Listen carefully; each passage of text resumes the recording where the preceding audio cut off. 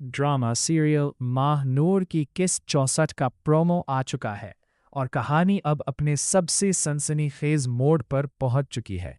Promo की शुरुआत ही एक ज़बरदस्त ड्रामाई सीन से होती है, जहां महविश ज़ैन की अम्मी पर गुस्से से चिल्लाते हुए कहती है, ज़बान को मत, ज़हन कहाँ है? वो फिर से मुझे छोड़कर माहनूर के पीछे चला गया है। दूसरी तरफ लालची मामी माहनूर की जिंदगी का सौदा करने पर तुली हुई है। माहनूर रोते हुए अपनी मामी से कहती है, आप मुझे बेच रही हैं और कुछ वक्त के बाद वो हमारा सारा कर्जा मुआफ कर देगा। मामी उसे मजबूर करती है कि तुम सेठ से निकाह कर लो ताकि हमारा सारा कर्जा उतर जाए। लेकिन माहनूर उस वक्त शदीद ज़हनी दबाव और डिप्रेशन का शिकार है। सेठ और माहनूर की मामी मिलकर उसी दिन निकाह करने का फैसला कर लेते हैं।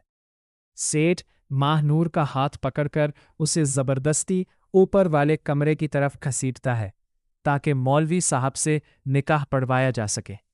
माहनूर बेबस है और मदद के लिए पुकार रही है। दूसरी तरफ महविश का पारा हाई हो चुका है।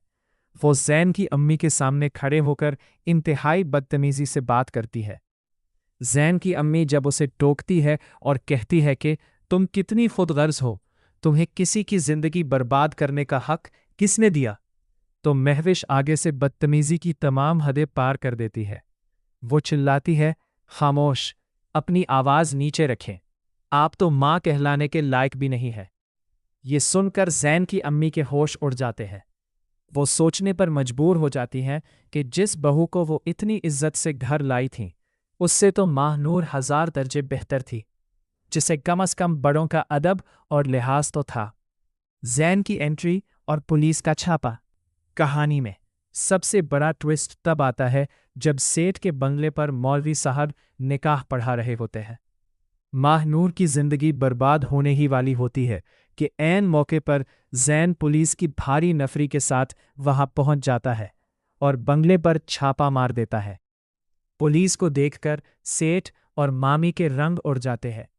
ज़ैन और पुलिस मिलकर मौके पर ही सेठ और माहनूर की जालिम मामी को गिरफ्तार कर लेते हैं, जबकि माहनूर का डरपोक मामा मौके पाकर वहां से भागने में कामयाब हो जाता है।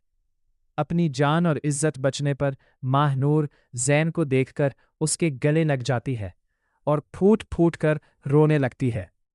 ज़ैन भी माहनूर की ये हालत देखकर शदीद जज्बाती हो जाता है और उसे तसल्ली देता है।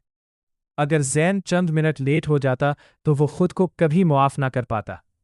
नाजरीन, माहनूर के अगवा और इस सारी साजिश के पीछे असल हाथ महविश का था, जो ज़ैन को पाने के लिए किसी भी हद तक जाने को तैयार